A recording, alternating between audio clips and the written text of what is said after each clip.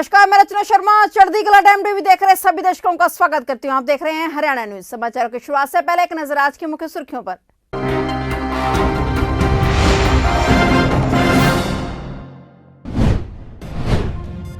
Property के लालच में अपने ससुर को ही उतारा मौत के घाट, पुलिस ने कातिल बहू को किया गिरफ्तार।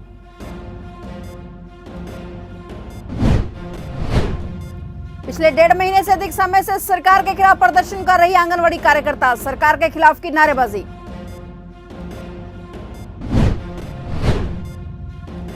हरियाणा में लगातार घट रहे कोरोना के केस, 24 घंटे में प्रदेश में आए कुल 4,630 नए मामले।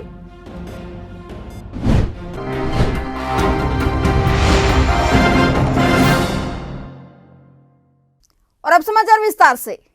हरियाणा के बल्लभगढ़ से एक बहू ने प्रॉपर्टी के लालच में अपने ससुर को ही मौत के घाट उतार दिया। दरअसल मृतक व्यक्ति का अपना बेटा एक सड़क दुर्घटना में मारा गया और उसकी पत्नी ससुराल छोड़कर अपने मायके चली गई थी। और इसके बाद यह व्यक्ति अपने सौतेले बेटे के विनोद और उसके पत्नी के साथ ही रहता था और विनोद की पत्नी ने ससुर की जायदाद हड़पने के लिए उनकी हत्या करने की साजिश रची। इसके तहत उसे सबसे पहले फरीदाबाद की नीमका जेल में हत्या के आरोप में बंद अपने प्रेमी सैंडी की जमानत कराई और उसके बाद 4,000 रुपए देकर उससे अवैध हथियार खरीदवाया। प्लानिंग के तहत बीते 21 जनवरी को रात को उसने अपने पहले ससुर को खाने में नींद की गोलियां खिलाई और उसके बाद उसी हथियार से उसके प्रेमी से ससुर को सोते हुए गोली मारकर मौत के घाट उतार दिया। इस घटना को अंजाम देने के बाद आरोपी महिला और उसका प्रेमी सैंडी मौके से फरार हो गए।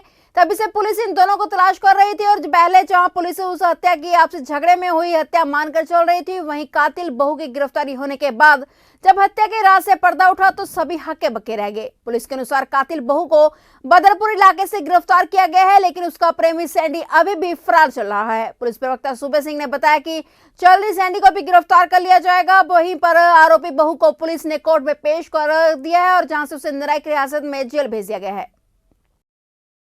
ये मृतक भरत सिंह है, जिसकी प्रॉपर्टी पर इसकी पुत्रवधू की निगाह थी और जो पुत्रवधू गीता है, इसने अपने एक प्रेमी संग मिलकर अपने ससुर की हत्या कर दी थी। और जो पुत्रवधू का जो पति विनोद है, ये मरने वाला उनका सौतेला बाप था। और भरत सिंह का जो अपना सगा बेटा है सूरज, उसकी पिछले साल ट्रेन एक्सीडेंट में मृत्यु हो गई थी और उसके पश्चात उनकी जो वाइफ है, उनकी पत्नी, वो अपने मायके चली गई थी। तभी से जो विनोद की पत्नी जो गीता है, उसकी इसकी प्रॉपर्टी हथियाने की उसमें फिराक में थी और इसीलिए उसने अपने एक जो दोस्त है जो जेल में था, उसकी जमानत भी करवाई थी पहले और अभी जमानत पर बाहर था, उसी से 4,000 रुपये देकर पिस्टल मंगवाई। और घटना की रात उसने उसको नींद की गोलियां भी ला के दी, जो इसने अपने ससुर जो भरत सिंह और अपनी सास को भी नींद की गोलियां दे दी थी। और रात को इसको युवक को बुलाया अंदर और उसने आके गोली मारी और दोनों मौके से फरार हो गए थे।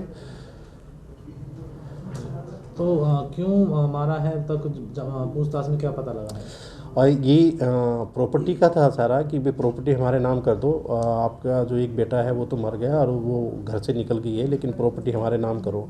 तो ये दबाव बना रहे थे और वो प्रॉपर्टी नाम कर नहीं रहा था, इसलिए इन्होंने इसको घटना को योजनाबद्ध तरीके से अंजाम दिया है और मौके से फरार हो गए थे। बदरपुर एरिया में ये रह रहे थे पुलिस को चकमा देने की नीयत से, लेकिन पुलिस ने वहाँ से इनको अरेस्ट कर लिया। आरोपित महिला है जो इनकी पुत्रवधू गीता, और उसको 1 दिन का पुलिस रिमांड लेकर कोर्ट में पेश करके जेल भेज दिया गया। जो इसका जो साथी आरोपी है जिसने गोली मारी थी सैंडी, ये अभी फरार है। पुलिस इसके पीछे लगी हुई है, इसको भी जल्द गिरफ्तार कर लिया जाएगा। कितने सालों से दोस्ती बताई जा रही है? इनकी पिछले 6-7 साल से इसकी दोस्ती रही है इस महिला की, इस आरोपी युवक से, जो क्रिमिनल किस्म का व्यक्ति है, गुड़गांव का रहने वाला है। इसी के चलते इसने अपना ज़मीन हथियाने के नाम पे और अपने प्रेमी संग मिलकर अपने ससुर की हत्या करवा दी। देश में आई कोरोना आपदा के बाद लोग जब आर्थिक तंगी से गुजर रहे थे, तब देश के प्रधानमंत्री नरेंद्र मोदी ने देश के बीपीएल परिवारों से सभी राशन कार्ड धारकों को मिलने वाले राशन के सहित पीएम योजना के तहत मुफ्त राशन देने की घोषणा की थी, जो मार्च 2022 तक लागू रहेगी।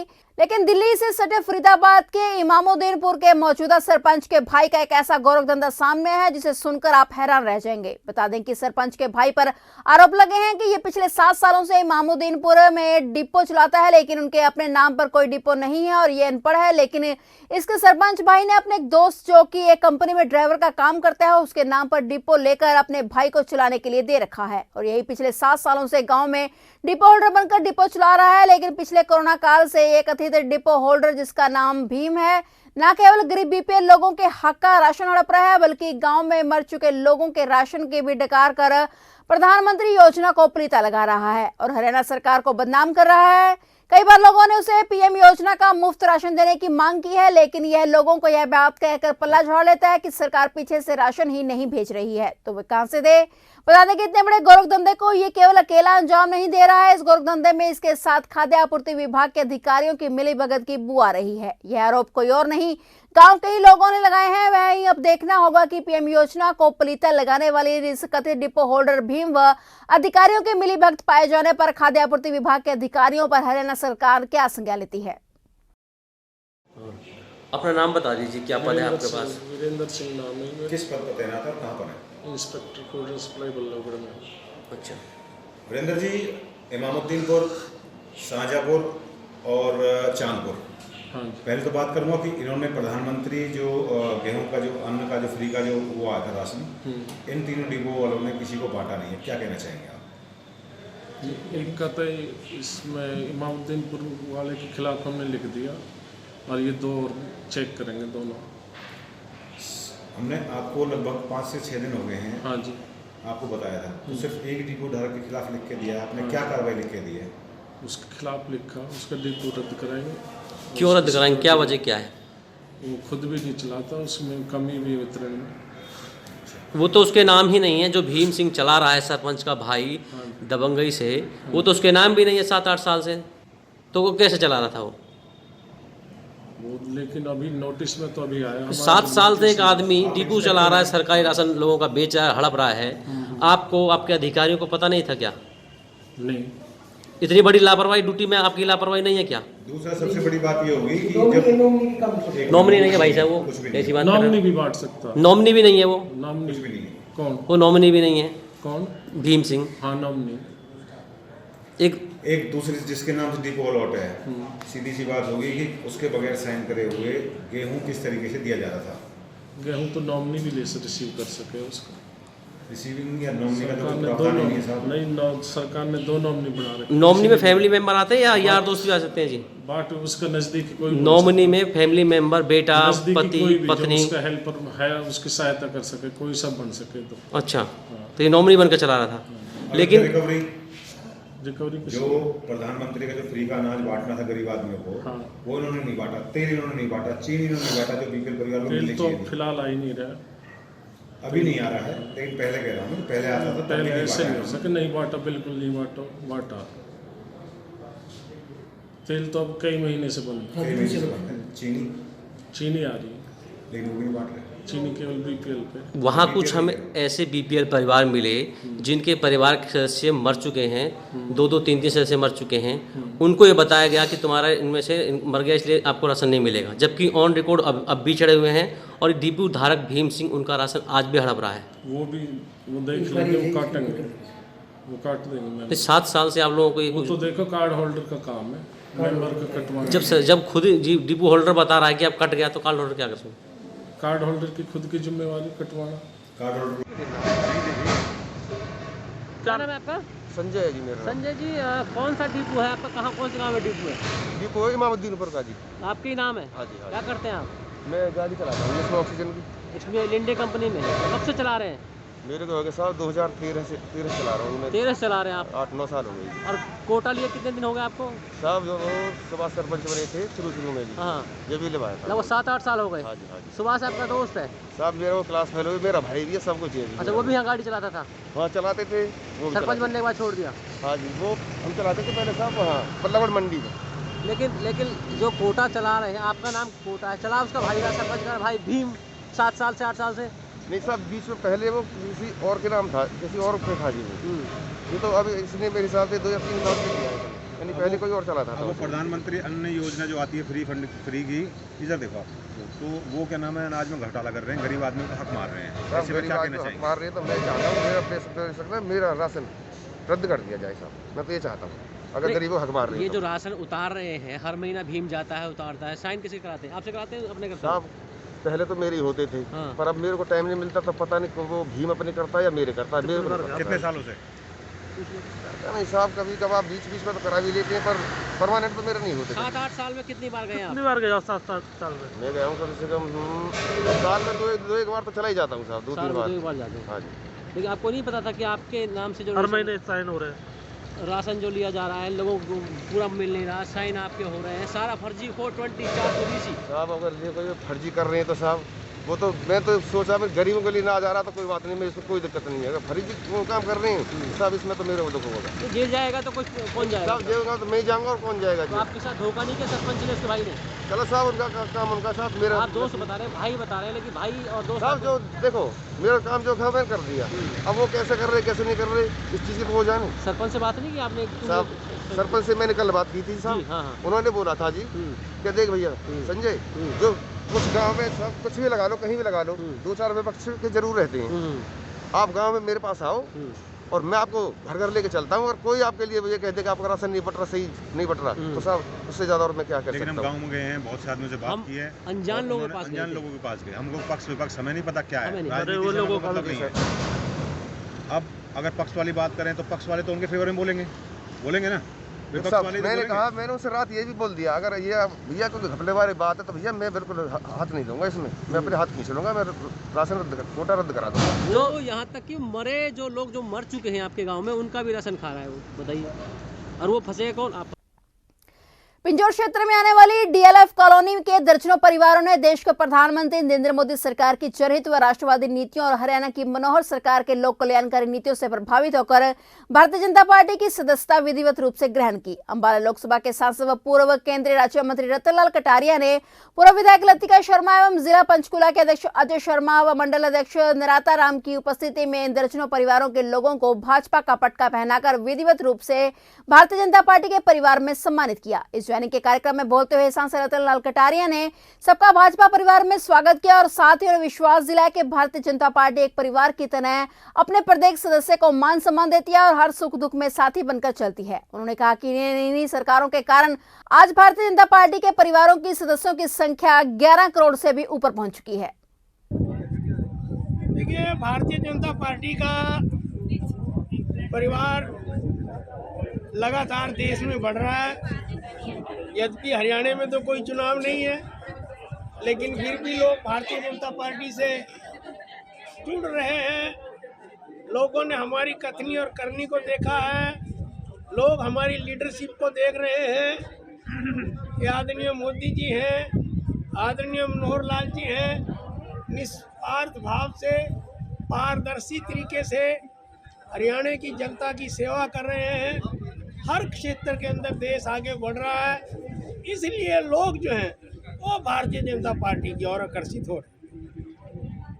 फरीदाबाद में बीती रात ढाबे पर मामूली कहासुनी को लेकर 3 युवकों ने एक युवक का तंदूर में प्रयोग की जाने वाली लोहे की सीखों से बेरहमी से पीटा। मौके पर एक व्यक्ति ने इस मारपीट की वीडियो बना ली और पुलिस को 112 पर सूचना दी। मौके पर पहुंची पुलिस ने घायल को उठाकर सिविल अस्पताल में भर्ती कराया है। यह सारी घटना फरीदाबाद के हुड्डा मार्केट अठरा की है। पुलिस प्रवक्ता के अनुसार तीनों हमलावर युवकों में से एक युवक को गिरफ्तार कर लिया गया, जबकि अन्य की तलाश जारी है। पूरा मामला ये रात करीब 9 बजे की घटना है। हुड्डा मार्केट है, सेक्टर 18, उसके पीछे एक कार्तिक ढाबा है और उस ढाबे में 2 पक्ष खाना खा रहे थे, जिसमें से जिसको चोट लगी है वसीम, ये और जो दूसरे जो लोग थे साहिल, अर्जुन और निक्की, ये लोग भी वहाँ पे चले गए थे। इनकी आपस में थोड़ी देर के लिए तू में हुई, एक दूसरे को जानते हैं ये सभी, और उस तू में के बाद इनकी हाथापाई हो गई और वहाँ पे लोगों ने छूट छड़ावा करा दिया। फिर ये वहाँ ढाबे से बाहर निकल गए। तो ये जो आरोपी अर्जुन, निक्की और साहिल हैं, इन्होंने वहाँ जो तंदूर में से जो होती है निकालने की, जो रोटी निकालने की जो होती है लोहे की सीख जैसी होती हैं, वो लेके निकले बाहर। और फिर जब ये जिसको चोट लगी है तोसिम, इसको बाहर निकला, तब इसके साथ उसी के साथ हमला किया है इन्होंने। वो मौके पर पुलिस की ARV पहुंच गई थी हमारी 181 और 183, तो वहीं से आरोपी को काबू कर लिया है। और आरोपी को जो ARV 181 जो हमारी डायल 112 है वो थाना लेकर आई, और जो दूसरे ARV है हमारी 183 वो घायल को हॉस्पिटल लेकर गई। इस संबंध में जो घायल लड़का है तोसीम, उसकी मदर की शिकायत पर मुकदमा दर्ज कर लिया है। एक आरोपी को अरेस्ट कर लिया है।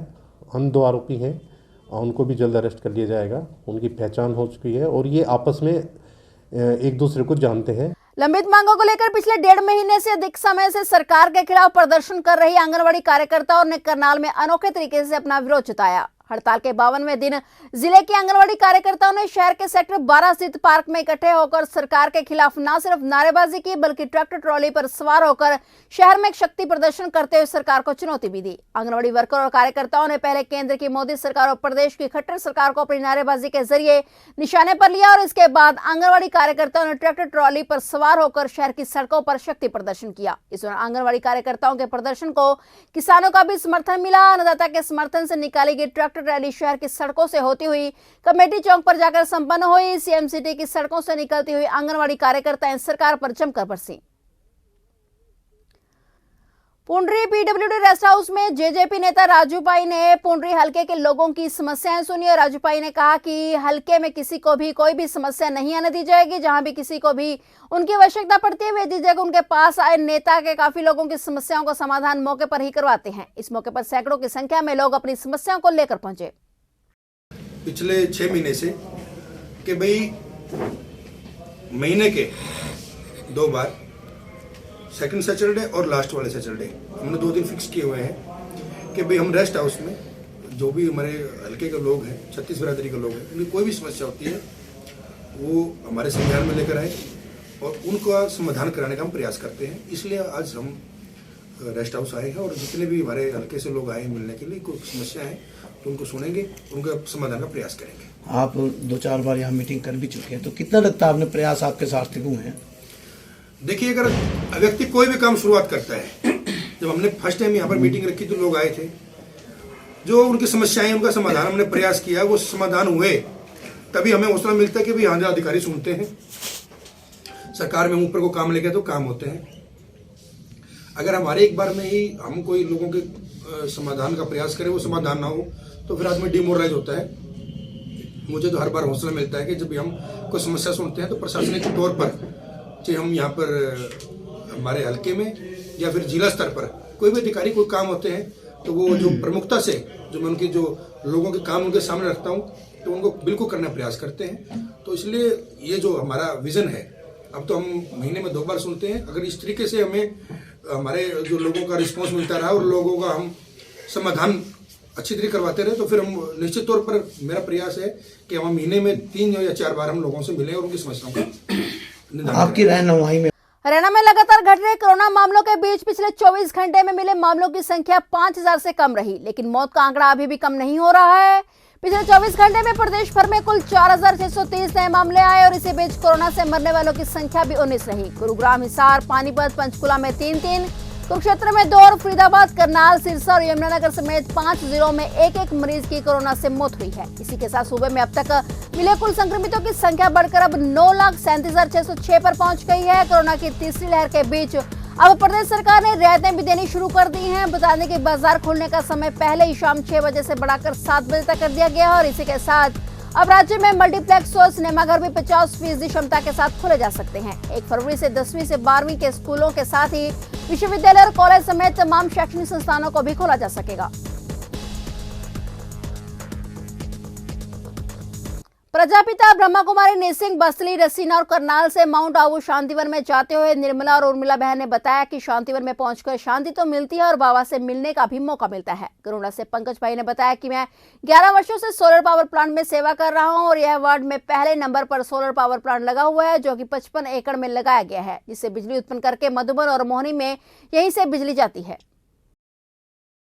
करनाल सर्कल के काफी सारे भाई बहने आए हैं, लगभग 90 के करीब भाई बहने आए हैं। हम देख रहे थे कि जब करनाल से हम कल चले थे तो बहुत ज़्यादा ठंड थी और सब डर रहे थे कि तबीयत कैसी रहेगी, कैसा लगेगा, जाकर कभी हम बीमार ना हो जाएं। लेकिन यहाँ आकर के इतनी सुंदर धूप खिली हुई है कि सबका मन जो है गदगद हो गया है। और जो हम अभी आनंद सरोवर में घूम रहे हैं, यहाँ के मनमोहक दृश्य जो है सबके मन को मोह रहे हैं और सब यहाँ पर खेल कर, कूद कर, झूले झूल कर इंजॉय कर रहे हैं। फिलहाल हरियाणा न्यूज में इतना ही। तब तक के लिए देखते रहिए चढ़ती कला टाइम टीवी और मुझे दीजिए इजाजत। धन्यवाद।